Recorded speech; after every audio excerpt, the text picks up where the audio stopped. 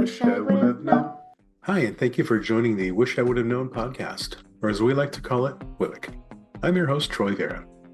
I'm inspired by the variety of surprise twists and turns that people have taken in their careers and will continue inviting them to share their stories with you. Our guests represent diverse lines of business. You'll meet social workers, symphony musicians, racehorse owners, radio personalities, human resources leaders, commercial real estate lenders, filmmakers, and school principals, just to name a few.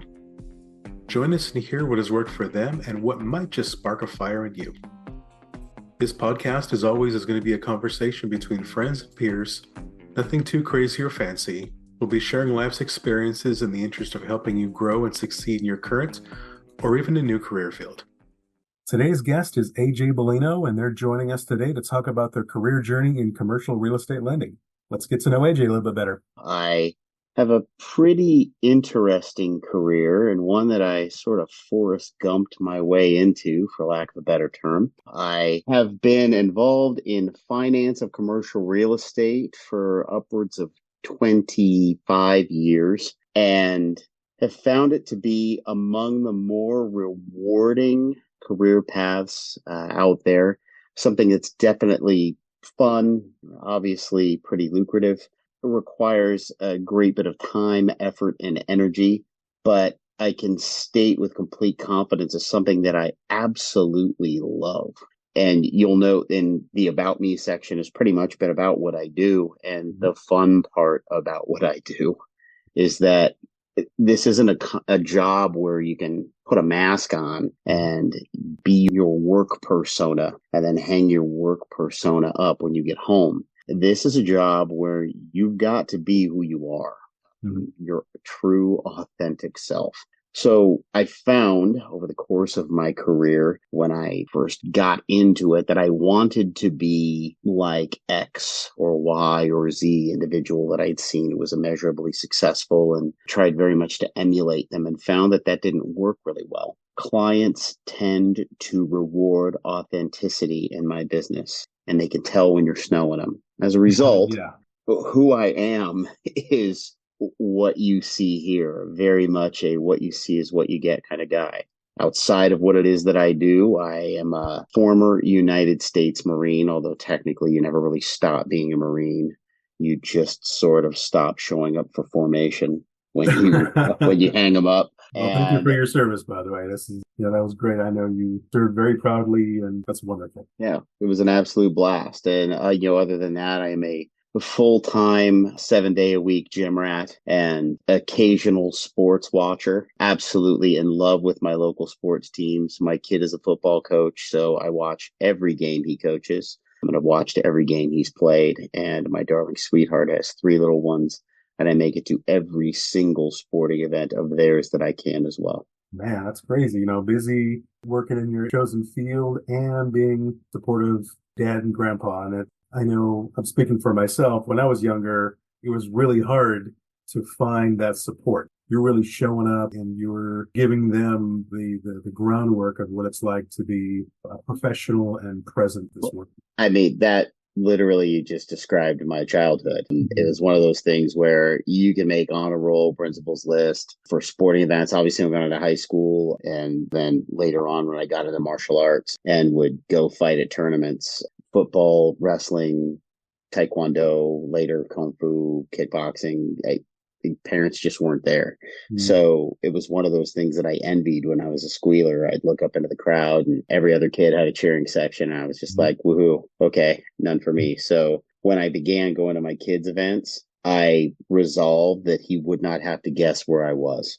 I made sure he knew I was there. I was the only one there. And that just for the decade that he played football, he was incredibly good at it. He coaches now, and I have the good fortune of living very close to where he coaches. So I get to go to his events. And then my girlfriend, she's got 3 little ones. One is a competitive soccer player. Just remember the name, Alexis Weiss. She's going to be on the Olympic team someday. That kid is a freaking juggernaut. Zach, her son, is a great pitcher. I love watching that kid play, and her son Lucas is a stud basketball player. So I have no end of fun watching those guys play too. It's a blast. Get their autographs while they're young, right? Exactly. And just let them know that you're proud of them. Positive reinforcement is a great thing on a young, impressionable mind. It really is. I think it goes a really long way towards future success. Yeah, speaking of young, impressionable minds, so tell me about when you were 10 years old. What did you fancy yourself as when you grew up? So this is an awesome question because, like most children of my vintage, I wanted very much to be a fighter pilot because Top Gun. And Hmm. so it was, well, let's see, I'm going to grow up and I'm going to be Maverick, or I'm going to grow up and be Ronnie Lott, or going to grow up and be Wolverine. And we're just going to figure out which one I can do first. I very, very much wanted to be in the military when I was a kid. It was something that I wanted more than anything in the world. And as I got older and began to realize exactly how difficult the path that I wanted, obviously military aviation, was a real challenge. I had a second cousin who worked in the DoD who was brutally honest with me about it. And that honesty was, you look, kid, you can have perfect vision, you can have great math, you can have a perfect interview, and you can still rock out of flight school. Or you can go to the academy, because he obviously is a Navy man, and he had said, you can go to the academy, you can do everything right and still not get what you want. Be prepared for that. Was very eye-opening for me. I got that at an early age, and it wasn't so much discouragement as encouragement, but with a good, healthy dose of caution. So in any Yeah. case, that's it. I'm sure, gosh, I can remember junior high. I don't think there was any kid that didn't. I mean, you were either Team Maverick or Team Ice, right? Everybody wanted to be at least as cool as Tom Cruise and get on the motorcycle with a leather jacket and put on those aviators and get the girl. That was a good time to at least have some sort of big size heroes that maybe you could aspire to and be somewhat like. I think it was good that you received that guidance also from the military standpoint, that you have aspirations, but not everybody makes it. And Yep. it just kind of like in life, not everybody gets to be the corner office or the name on the front door, but you still show up and put in the work, and you can kind of make your own way and carve your own legacy. You really can. And the funny part about it is that I ended up deciding in my second year of college, which is a really interesting time to decide to become a Marine, that was what I wanted to do, much to the chagrin of my father and my mom and my grandfather, who was a World War II vet, and my uncle, who was a Vietnam vet, who were just like, kid, are you sure? You're halfway to your degree. Is this really what you want to do? And I ended up really, again, Forrest Gumping my way into a job. It was one of the hardest schools in the Marine Corps, the Marine Artillery Scout Observer course. I became a forward observer, and that particular job is incredibly complex and really relies heavily on being able to do math in your head. And if there was a weakness that I had as a student, it was mathematics. I didn't realize how good I was at math, only because I don't think I was probably taught the right way. Which is a curious statement. The Marines made me good at math. You don't see many people saying that. Find success in the strangest place. So, as far as your math aptitude, was that born of a shaky grade or a disconcerting teacher? What was catalyst for that black shadow that kind of followed you around a little bit? I would say disconcerting teacher. Probably started in elementary school. The style of teachers that I had when I was young was to teach at students. I had a very curious way of thinking about math. I think spatially, if that makes sense. So for me, I'd have somebody trying to scream at me that the formula is X. Well, okay, that's super. How is the formula X? Why is the formula X? Why is it like that and not like this? And so I would ask questions like that. And I think that the teachers I had at the time either weren't equipped to explain to me the how and the why, or simply didn't care to. And curiously enough, that the job that I ended up falling into in the Marine Corps required me to think in terms of algebra and geometry, but to apply both disciplines to a three-dimensional world. any given point, I had to know my location. I had to know the location of my guns. I had to know locations of where I needed rounds to land. And I had to be able to solve for magnetic direction, distance, altitude, time of flight. And I had to knock all that out in the space of 30 seconds. Man, those are complex calculations. So the world of finance is probably like walk in the park. The two are analogous, actually. It's really funny. They absolutely intersect. Without my time in the Marine Corps, I would not have the job I have now. It's so I can, interesting. yeah, I can 100% state that. Just really curious because being a forward observer that's a combat arms discipline. So it's not like you're sitting in a tent or on a computer. The balloon goes up, you're assigned to an artillery battery, and you are reassigned when you go out into the field to a combat element, an armor company or an infantry company, or, well, the Marines don't really have mechanized infantry. They're just grunts and the boxes they move grunts around in. So maybe you're sitting in a tank or in an armored Humvee or walking next to the XO as part of a fire support team. That fire support team is usually going to be the company commander, the company executive officer. You'll have forward air controller who screams 9 lines at close air support, be it fixed or rotary wing. You'll usually have a grunt who can adjust mortars, and you'll have a mortar element that usually walks and trail the combat element. And then you'll have me, who was either assigned to direct fire from an artillery battery or from a ship offshore. The two roles are a little similar. The disciplines are slightly different, but at the end of the day, bad guy is identified or objective is identified, and hey, we need to soften this up with indirect fire. You, FO, work up a firing solution. So usually grease pencil, map overlay, compass that measures in mils magnetic, some quick math, work up a firing solution, call for fire, observe the strike of the round, and then issue corrections to your whatever agency's firing for you, be the ship or artillery. And when you observe effect on target, call for fire for effect and just rain fire on the bad guys. That's pretty much the job. Yeah, all the stuff that goes into a normal day of work for somebody in the military is so far beyond what people even consider. It's not like, obviously, people frame things, oh, it's like the movies, it's like TV. No, there's so much more pressure. And I think also that hardens you. It galvanizes your intellect, your resolve, your willingness to step into a career that you had no idea that you were going to end up in. And excel in that too, because when you've done what it takes to meet fire with fire and still go back to your base or your barracks or wherever that day, that's a good day. For sure. Yeah. Like you said, it ties to finance, but there's so much more to it.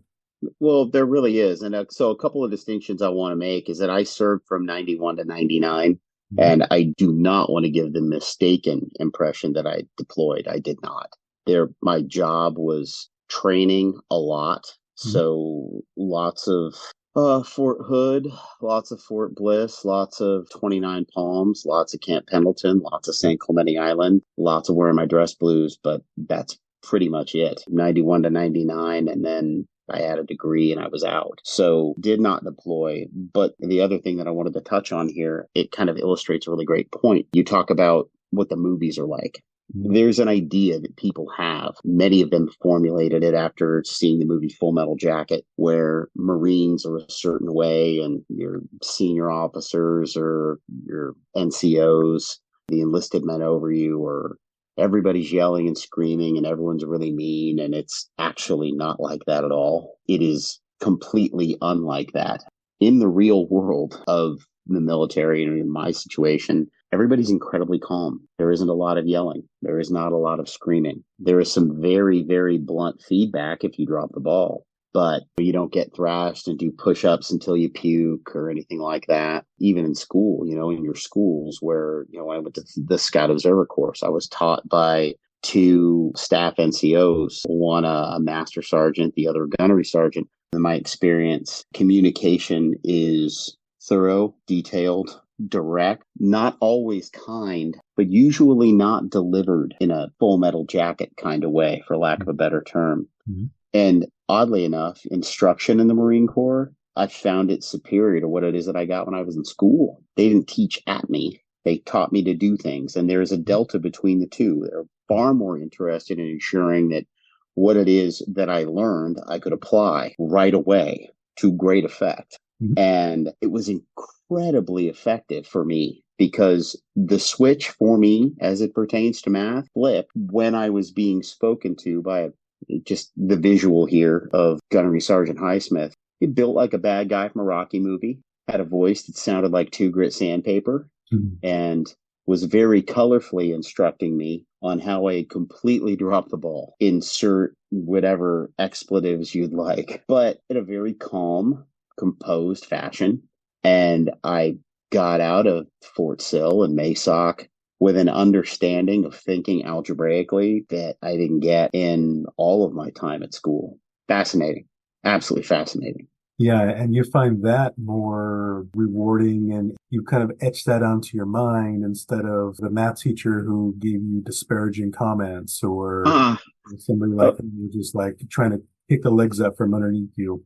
well, of course, of course. You mean Miss Rulo when she told me I'd be lucky to work the drive-through window at a Wendy's Yeah. when I grew up. Mhm. And so there's the delta, right? I mean, one you would expect to hear from a Marine in training, and the other you would expect to hear from a teacher. It's funny that they were reversed that way, but I laugh because people ask. My business, it's incredibly typical to have an MBA when you do what I do. I do not. And Mhm. so folks will ask, where did you get your MBA? I usually chuckle and say, as an enlisted man in the Marine Corps, because I mean, it's true. You were talking earlier about the power and the value of communication. And in your opinion, what class or training would you wish you would have taken more seriously to help that along? Without question, debate. Hmm. Debate class is, if any high school student or elementary school student, junior high school student is listening to this, I can say without question, the most important skill in any job that you are ever going to have is going to be the ability to effectively communicate. And under the umbrella of communication, you have argument, you have negotiation, you have public speaking. All of those things play absolute key roles in the jobs that you're going to have once you're done with your degree. Hmm. Because in almost every respect, whether you are a client facing individual, whether you work behind the scenes, I basically will put people when I'm professionally into two categories. I have internal clients, folks that I work with every day to accomplish basic tasks that I've got to get done behind the scenes, and external clients, the people who I deal with and actually market to. And I need to address both of them effectively. You can't put 100% of your focus on dealing with external clients and lose the ability to communicate with the folks that you work with every day. If anything, communication with internal clients should have as much, if not more, value to you Yeah, because because it's these are less people. transactional. You're building the relationship and you're maintaining the trust. When you show them the respect, other than just, oh, here's your work anniversary, Yep, here's an edible arrangement. But yep, when you give them the respect of eye contact, proper addressing, and just like you were sure. saying earlier with your leadership, Yep, who would just kind of hit you with a 10-pound hammer, yep, but in a calm way, in a constructive way, and you walked away from that learning, knowing, and taking something with you. Sometimes it's necessary to have those tough conversations when somebody shanks the ball, but yep, they learn something from that, and they know that you're not just going to go Donald Duck on them. You're going to tell them absolutely. what they need to know for their benefit. Get Hmm. on with business. What I always like to say is that you want to give praises in public and corrections in private. That kind of Yep. thing really goes a long way. It does. It does. And it's funny because you could apply it across so many aspects. One of the things that I find, with your internal clients, the partners on your team, Mhm. people that may be superior to you or, contemporaries at the same level, but in different segments of whatever business you're in, these are people that you're going to have to collaborate with on policy. These are people you're going to have to collaborate with on plans of action. And these are people you're going to have to negotiate with about how things get done. Mhm. And a debate is such amazing. And it's a science, the art of effective argument. And so many of us have come to look at argument as something that's done in a passionate or a heated way. And it's a misnomer. It's just not true. The ability to negotiate, you've really kind of got two schools. You have collaborative negotiation, where there's very much give and take and compromise. You can craft solutions where every single person wins. Distributive negotiation, where you negotiate from the assumption of a zero-sum game, where there is a winner and there is a loser, and whoever it is that has the most at the end of the negotiation is the winner. There are so many people who default to that type of negotiation without really thinking about it. And it's odd because that type of negotiation very rarely leads to effective working relationships and will almost always result in a suboptimal outcome. Whereas collaborative negotiation is something that, for lack of a better term, keeps the game going. You actually get clients that want to work with you again. You have internal partners that are willing to collaborate with you and craft solutions that work, not just on whatever it is you're doing now, but on what you'll be doing in the future. So the answer to that question, quite simply, debate. And that science, the art of debate, covers pretty much all that. Speaking of getting what you want and then kind of walking away proud and puffed up, but maybe not exactly best for you, in your opinion, what would you rather have, lucrative and fleeting success or deliberate and slow growth? That's a really good question. In my estimation, the slow but continuous growth is almost always preferable to dynamic, explosive, but fleeting growth, only because of what comes after growth. You're either growing or you're shrinking. So you have explosive growth and then you have entropy. So what happens? Well, if you have this dynamic, explosive success and then fall off a cliff, what have you really gained? Whereas slow, continuous, and steady growth is something that is a lot more reliable and is going to have a much less painful downside. The recovery time, talking earlier about, working out, doing all that, I'm sure building muscle and then losing muscle if you neglect it is very synonymous. So who in your family and friends gave you that viewpoint, either as an advocate or just as a role model? Well, I would say is a combination of my dad, his brother, and my paternal grandfather. Grandfather was an investor, moved to New York when he was 5 in 1919, didn't speak any English, had to basically teach himself all that, only went to school through 5th grade. And by the time I was born, because he employed slow but steady growth, his job was playing golf and walking to the mailbox. He decided he had about enough of New York after World War II and went back to Italy, married my grandma, brought her back, said, well, New York is super, but it's too cold here in the winter. I'm going to California. And everyone told him he was insane.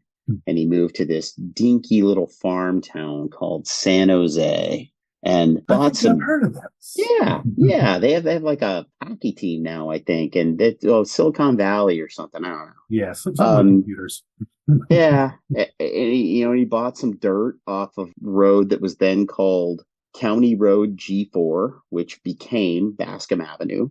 His wife was a seamstress by trade. He was a tailor. And when they first moved to California, they built their little place. He decided to convince all of the farmhands that he worked with picking apricots that they should wear suits to church on Sunday. And curiously enough, he could make the suit for them. Then he built a dry cleaner and built himself a business. Awesome. That's that American dream story right there. Happy. There you go. Work hard, provide for your family, and just be good where you are. Absolutely. And he ended up becoming this absolute stud who turned his little dry cleaner into a strip center. By the time I was born, he managed that, played golf 3 days a week, went out for walks, went in the neighborhood. They had a garden at back, food. My grandma basically cooked everything, and it was amazing. And so that was kind of their gig. My uncle was an appraiser. My father was a broker, and my unpaid slave labor as a high school kid were summer jobs working for one or all three of them. So worked for my uncle, and he actually did put me on the books. So I worked for him in his appraisal office, paid very close attention to what he did and how he did it. Listened to how those guys did stuff, volunteered to walk properties with him, listened to what he had to say, read his appraisal reports, and learned as a sophomore. I mean, I stacked files for my old man and watched him work his way through deals, read the leases that my grandpa would type up for his tenants and would go when he would negotiate with vendors, and just soaked it up. Yeah, just being there is such a valuable thing. I learned a lot of that sort of sales chops from my dad. He was in the Western wear world, and just kind of seeing how he would make suggestive sales. And if he wanted to sell something to somebody, sometimes he'd be wearing the sport coat or the Stetson hat or have a certain belt on. And he knew generally what size the person coming in was going to be. So let's just say Silvio, and he's wearing all the stuff. And he said, "Hey, this would probably look good on you, Silvio. Come here, let me put it on you." And next thing you know, Silvio's walking out with a few things and maybe a new wallet and a tie clip or some kind of thing. And it's just that you're building trust. You're not going to make the $1 million today, but you're going to have, a loyal customer, a friend, a referral, somebody who actually likes doing business with you. That's so valuable. And it's hard to achieve nowadays because of the digital distractions. If somebody wanted to follow in your footsteps, what would they avoid or ignore, even though it's a very popular sentiment? That's a really good question. I don't want this to come off the wrong way, because I think that education is incredibly important. Doing what it is that I do, there are classes that you can take to get into real estate finance. And I say this reluctantly because I don't want people to think that education is not important. It absolutely is. If you get the opportunity to get it, take it. However, don't put so much weight in your education that you diminish the value of experience. A degree is outstanding. Experience in the real world is immeasurably more outstanding. Having been around real estate my whole life, when I first got into my field, and almost every role that I've stepped into, I have made the mistake of thinking, I'm experienced. I know what I'm doing. Boy, howdy, this is going to be great. Man, I'm just going to step in here and I'm going to freaking hit it out of the park. Every single deal I do is going to be awesome. Oh, happy day. And then I gleefully saunter out into a deal and promptly step on a landmine or two or three. The key is not to step on the same landmine twice. Almost all of what you are going to learn to be successful in this business is going to be the end result of a mistake or a misunderstanding.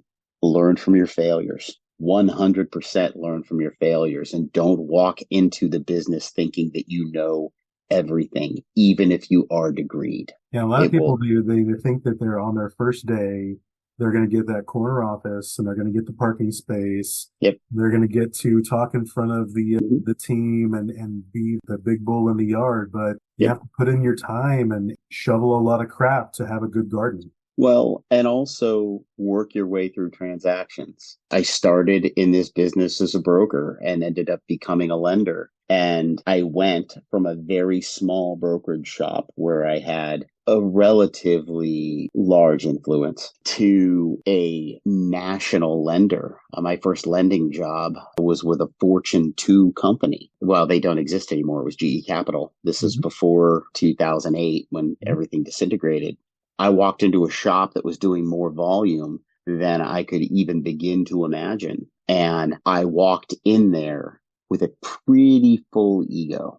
And it took a good week for me to get that beaten out of me. Not by anyone that I worked with, but just by the absolute scope of what it is that I had to do, which for about a year was 13-hour days. Absolutely insanely long, grueling days. The net, though, was that I learned geometrically and was able to retain and apply a boatload of that knowledge, both in formal training and on-the-job experience that paid dividends, that had continued to pay dividends for the last 21 years. Terrific. So as you took on that new knowledge and worked with more people or got new jobs. And so what is your work language? The things that mean the most to you? For me, it's recognition and understanding. What makes you tick? If somebody were to encourage and inspire you, what's your work language? I would say recognition Mhm. is critical. Respect is more critical.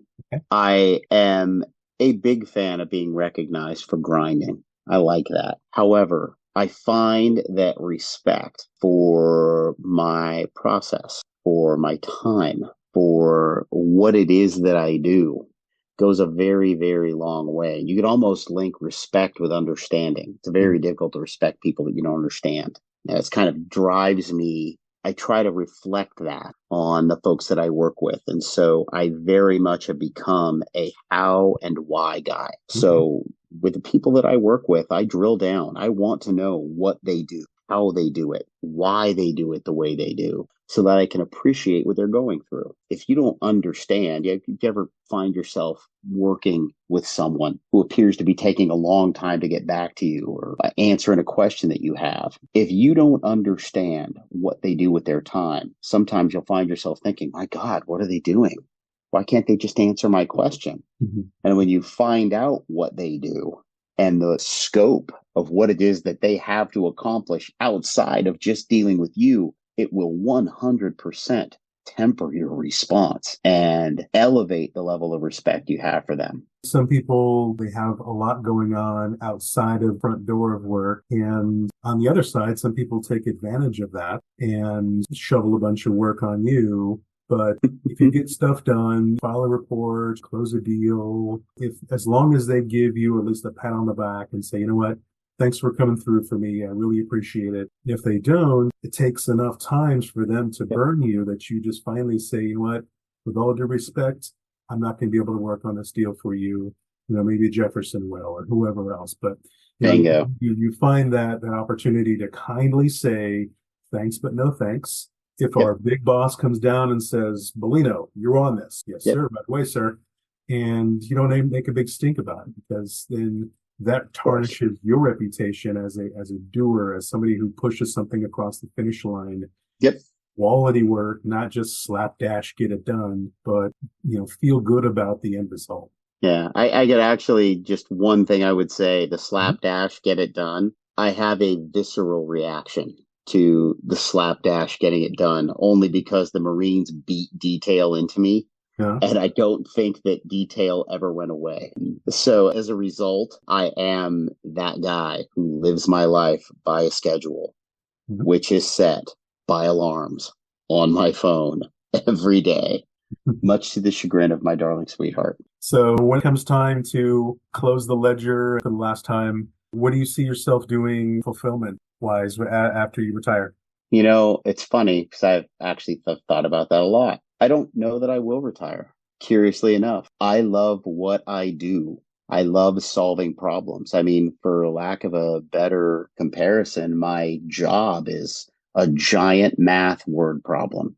And every Mhm. single day that I wake up, I have this new thing that I have to figure out. Hey, there's a challenge that you've got to overcome today. It's almost like living in like some kind of a puzzle game. You've got to figure something out. You've got to map it out. You've got to drill down, figure out what all your critical X's are, figure out what your output Y is, map a process to get there, get your head around that problem, and you've got 48 minutes to do it before your next meeting. That's awesome to me. Maybe that makes me an alien. I don't know. I love doing it. And I'm sure someday some well-meaning, what's the generation after Zoomer? I don't I think know. they're calling it alpha. Yeah. Well, Generation Alpha is just going to come in and they're going to just gently put their hands on my chair, whisper sweet nothings in my ear, put a cupcake with a candle in it on my desk, Mhm. and wheel me off to the retirement home. I just don't see myself doing it. I live the life that I love now.